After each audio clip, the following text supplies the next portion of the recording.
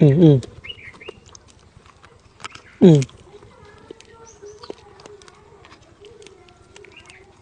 음, 아, 아.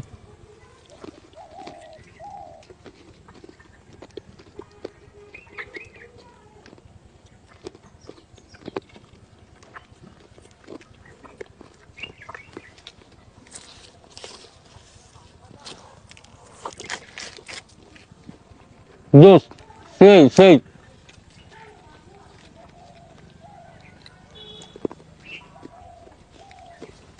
মজা মজা মজা মজা।